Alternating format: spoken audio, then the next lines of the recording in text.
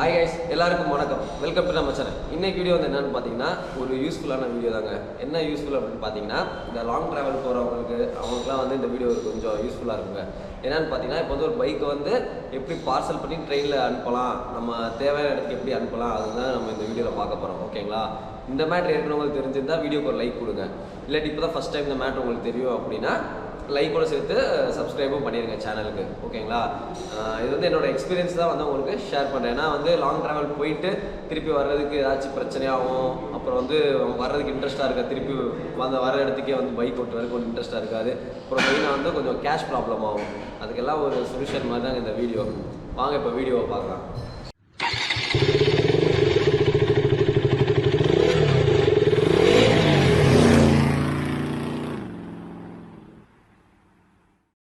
ஒரு வழியாக வந்துட்டோங்க ரயில்வே ஸ்டேஷனுக்கு. அங்கிட்டு சுற்றி ஒரு வழியாக வண்டி வந்து ஏற்றுறதுக்கு முன்னாடி வண்டியில் இருக்க பெட்ரோல்லாம் ஃபுல்லாக எடுக்கணுமாங்க. அதை எடுத்துக்கிட்டு இருக்காங்க. ஆனால் 1 லிட்டர் பெட்ரோல் வந்து 50 ரூபாய்க்கு இவங்களே வாங்கிடுவாங்களாம். எப்படியும் ஒரு ஸ்கேம்னு பாருங்கள். ஃபுல்லாக வண்டியை வந்து இந்த மாதிரி ட்ரெயினில் ஏற்றி விடணும்னா ஃபஸ்ட்டு இந்த மாதிரி ஃபுல்லாக பேக் பண்ணுவாங்க. பெட்ரோலாக ட்ரைவ் பண்ணிவிட்டு ஃபுல்லாக பெட்ரோல் சுத்தமாக ஒரு இது கூட இல்லாமல் ஃபுல்லாக ட்ரைவ் பண்ணிட்டு வண்டி இந்த மாதிரி பேக் பண்ணிடுவாங்க. எல்லா வண்டியுமே பார்க் பண்ணிட்டாங்க. இந்த மாதிரி செக் பண்ணிக்கிறாங்க ஒரு தடவை. ஏன்னா அந்த சார்ட்டை போய் செக் பண்ணிவிட்டு வண்டி ஆஃப் ஆகுதான்னு பார்த்துக்கிடுவாங்க எல்லாம். இந்த மாதிரி சார்ட்டை வந்து செக் பண்ணிவிட்டு அப்புறம் வந்து நம்ம வண்டியெல்லாம் வந்து இங்கே பார்க் பண்ணிட்டாங்க.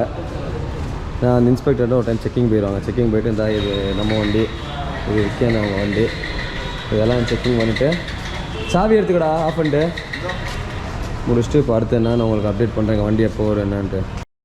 ஓகேங்க, வண்டி எல்லாமே வந்து இங்கே போட்டு கொடுத்தாச்சுங்க. இந்த மாதிரி ஒரு ரிசிப்ட் வாங்கணும். ஏன்னா ஃபஸ்ட்டு ஒரு வண்டிக்கு ஒரு ரிசிப்ட்டு. என்கிட்ட வந்து என் ஃபோன் வேறு தொலைஞ்சனால என் ஃப்ரெண்டோட இதிலே போட்டாச்சு. ஒரே ரிசிப்ட்டு 3 வண்டி போட்டாச்சுங்க. இது ஒரு ஃபோட்டோ எடுத்து வச்சுங்க. இதான் மெயின். இந்த ரிசிப்ட் இருந்தால் தான் வந்து நம்ம மதுரையில் வந்து வண்டி எடுக்க முடியும். ஓகேங்களா? ஃபோட்டோ எடுத்து வச்சுக்கணும் ஒரு சேஃப்டிக்கு.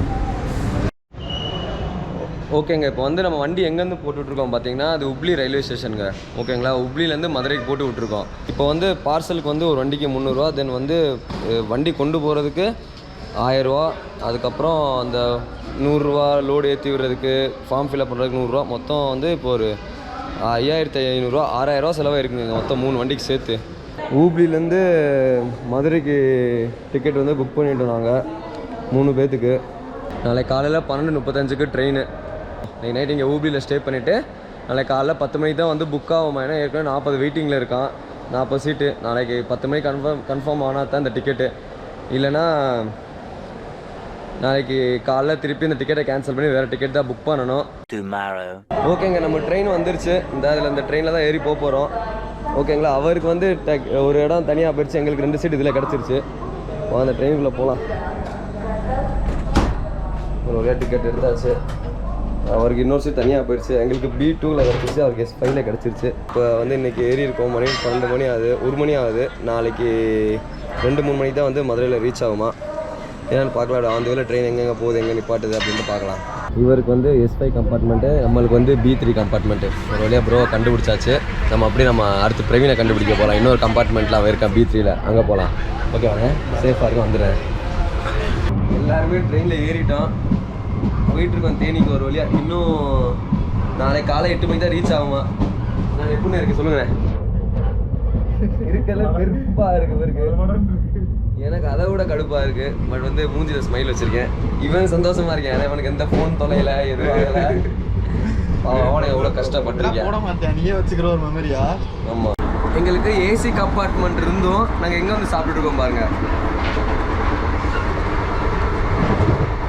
பரவாயில்ல, ட்ரெயினில் மோசமாக இருக்குன்னு சொல்லுவாங்க, பட் டேஸ்ட்டாக தான் இருக்குது. ஓகே, சாப்பிடுவோம். அடுத்து எங்கே நிப்பாட்டுறாங்க அப்படின்ட்டு அது அப்டேட் பண்ணுறேன். இப்போ வந்து நம்ம அரியார்னு ஒரு ஸ்டேஷனுக்கு வந்திருக்கோம். நாங்கள் பிரவீன் அங்கே ஒரு எல்லோ கலர் டிஷர்ட் எடுத்து நடந்து போயிட்டுருக்கான் பாருங்க. அவன் வந்து எங்கள் கம்பார்ட்மெண்ட் அங்கே இருக்குது. இப்போ வந்து அங்கே விற்கான அவன் எங்கள் ஃப்ரெண்டோட கம்பார்ட்மெண்ட் வந்திருக்கோம். ஓகேங்களா?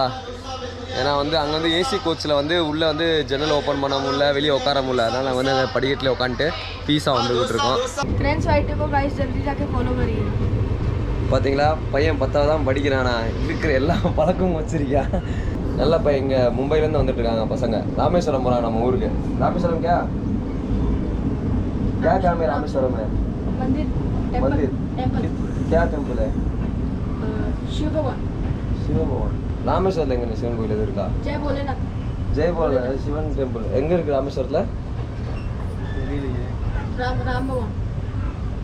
ராமேஸ்வரம்ல சிவன் டெம்பிள். சரி ஓகே, அதான் ராமேஸ்வரத்தில் வந்து சிவன் கோயிலுக்கு போகிறாங்களா ஃபேமிலியோட. ட்ரெயினில் பொழுது போகிறதுக்கு டான் படமும் பார்த்துட்டு வந்துட்டு இருக்கோம். பாருங்க அடுத்து எடுக்கலான் இருக்கோம். அடுத்து புது மொபைல் எடுத்தால் இந்த 13 எடுக்கலான்னு இருக்கேங்க. பார்ப்போம். ஃபஸ்ட்டு வீட்டுக்கு போய் என்ன சொல்ல போகிறேன், ஃபோன் தொலைஞ்ச கூட தெரில. பார்க்கலாம். 13 நல்லாவே இருக்குது.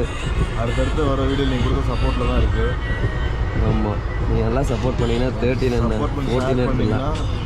ஓகேங்க, இப்போ வந்து நம்ம எங்கே இருக்கோம்னா டும்கூர் ரயில்வே ஸ்டேஷனில் இருக்கோம். ஓகேங்களா, இதுதாங்க டும்கூர். இன்னும் வந்து பெங்களூர் போகிறதுக்கு இன்னும் ஒரு 70 கிலோமீட்டர் 60 கிலோமீட்டர் இருக்குது. வாங்க அடுத்து அப்படியே போகலாம். என்னடா அவங்க ட்ரெயினை விட்டு வெளியே நடக்கிறேன்னு நீங்கள் பார்த்தீங்கன்னா ஏன்னு தெரியுமா, நாங்கள் ஏசி கம்பார்ட்மெண்ட் தான் புக் பண்ணியிருந்தோம். ஏசியில் வந்து எங்களுக்கு கீழே வந்து எங்களுக்கு மேலே வந்து கொஞ்சம் வயசானவங்க இருந்தாங்க. சரி, அவங்க மேலே படுக்க முடியாது அப்படின்னு சொன்னாங்க. நாங்கள் சீட்டை மாற்றி கொடுத்துட்டோம். பத்தாவதுக்கு அவங்க மதுரைக்காரவங்க வேறு. சரி, ஹெல்ப் பண்ணாமல் தான் நல்லா இருக்காதுன்னு சொல்லிட்டு அவங்களுக்கு லோவர் பர்த்து கொடுத்துட்டு நாங்கள் லாஸ்ட்டாக வந்து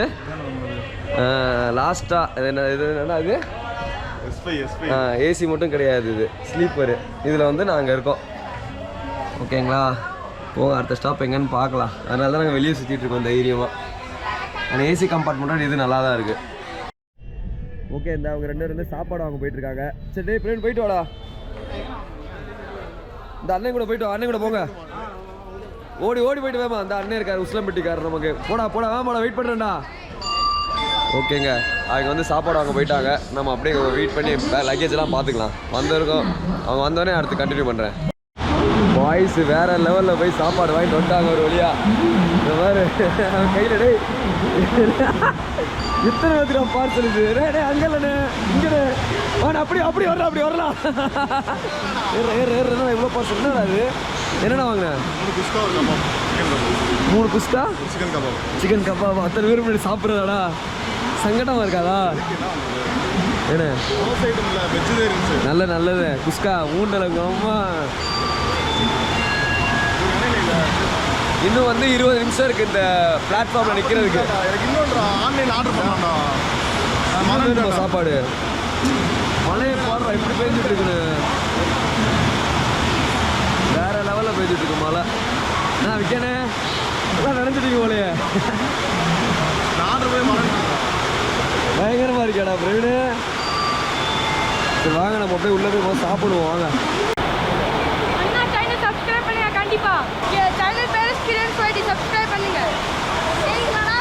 நம்ம பசங்க மகாராஷ்டிராலேருந்து அவன் பாட்டி வீட்டுக்கு லீவ் என்ஜாய் பண்ணி வந்திருக்கானுங்க. எங்கே போறீங்க? தமிழ்நாடு. எங்க? ஈரோடு பாய்ஸ். நீ ஈரோட வந்து சேலம். நீ சேலமா ஈரோடு. நம்ம புதுசாக சப்ஸ்கிரைபர்ஸ் பசங்க எப்படின்னு பார்த்தீங்கன்னா எங்கே வேணாலும் நம்ம பாய்ஸ் விட பண்ணுறாங்க நம்மளை. சரி, அந்த சேனல் சப்ஸ்கிரைப் பண்ணு. ஓகேவா? ஃபேமிலிலாம் சரி பண்ண சொல்லணும். ஓகேவா? Okay bye. The next day. ஓகேங்க, எல்லாருக்கும் குட் மார்னிங். இப்போ வந்து நம்ம எங்கே இருக்கோம் பார்த்தீங்கன்னா திண்டுக்கல் ஜங்ஷனுக்கு வந்துட்டோங்க. இன்னும் வந்து மதுரைக்கு ஒரு 70-80 கிலோமீட்டர் தான் இருக்குது. நாங்கள் எல்லோரும் இங்கே இருக்கோம். பைக் வந்து பார்சலில் இந்த சைடு இருக்கான்.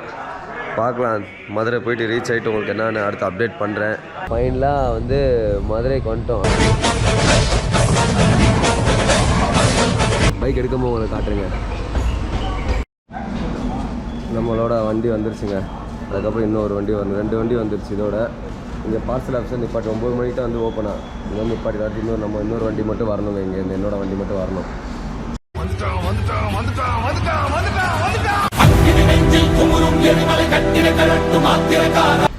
பசங்க எல்லாம் வந்து பெட்ரோல் வாங்க போயிருக்காங்க. ஏன்னா வண்டி வந்து ஃபுல்லாக ட்ரைவ் பண்ணி தான் தருவாங்க. அதனால் பெட்ரோல் வாங்க போயிருக்காங்க பசங்க. மற்றும் பெட்ரோல் ஊற்றிட்டு அடுத்து அப்படியே கண்டினியூ பண்ணுவோம். தேனி கிளம்பி போகணும் ஃபஸ்ட்டு. ஒரு வழியாக பாய்ஸ் பெட்ரோல் வாங்கிட்டு வந்துட்டாங்க. இந்த 1 லிட்டர் ஊற்றிட்டு அடுத்த திருப்பி நம்ம பல்க்குக்கு போய் அந்த டேங்க்கில் பெட்ரோல் போட்டு தான் நம்ம ஊருக்கு போகணும். மெயினாக அங்கே நம்ம ஊபியில் கொடுத்த அந்த பார்சல்லேருந்து இந்த ரிசிப்டை பத்திரமா வச்சுக்கணும். அதை வந்து இங்கே வந்து இதில் வந்து காட்டணும் நம்ம மெயினாக. ஓகேங்க, வண்டி எடுத்துக்கிற சொல்லிட்டாங்க. அந்த ரிசிப்ட் காணாமல் போச்சுன்னா வந்து நம்ம கொடுக்கணும். இங்கே ஒரு ரிசிப்ட் கொடுத்துருப்போம். அந்த ரிசிப்ட் காணாமல் போச்சுன்னா வந்து இங்கே வந்து பாண்ட் பேப்பர் வந்து ஃபில்அப் பண்ணிவிட்டு பாண்ட் பேப்பராக எழுதி கொடுத்து நிறையா ஃபார்மாலிட்டிஸ் இருக்குது. அதுக்கு ஒரு 100-200 கட்டணும். அப்புறம் உள்ளே ஃபில்அப் பண்ணி தரதுக்கு அதுக்குள்ள நிறையா ஃபார்மாலிட்டிஸ் இருக்குது. அதனால் அந்த ரிசிப்ட் வந்து கொஞ்சம் பத்திரமா வச்சுட்டு இங்கே வந்து கொடுத்தோம்னா நம்மகிட்ட சைன் வாங்கிட்டு வண்டியை கொடுத்துருவாங்க. இந்த வண்டிக்கு வந்து இப்படி இறங்கிடும், ஓப்பன் பண்ணி கொடுத்துருவாங்க வண்டியை. ஓகேங்க, பெட்ரோல் போட்டு அப்படியே கொஞ்சம் கிளம்பலாம் இங்கேருந்து. ஓகேங்க, தேனிக்கு வந்து ரீச் ஆயாச்சு. நாங்கள் இன்னொரு 5 நிமிஷம் வீட்டுக்கு போயிடுவோம். ஓகேங்களா? நம்ம சேனலை பார்க்குற எல்லாருமே மறக்காமல் லைக், ஷேர், சப்ஸ்கிரைப் இந்த 3ல் ஏதாச்சும் பண்ணி சப்போர்ட் பண்ணுங்கள். ஏன்னா உங்கள் சப்போர்ட் இல்லாமல் கண்டிப்பாக நான் இல்லை. உங்களை நெக்ஸ்ட் வீடியோவில் பார்க்குறேன். பாய்.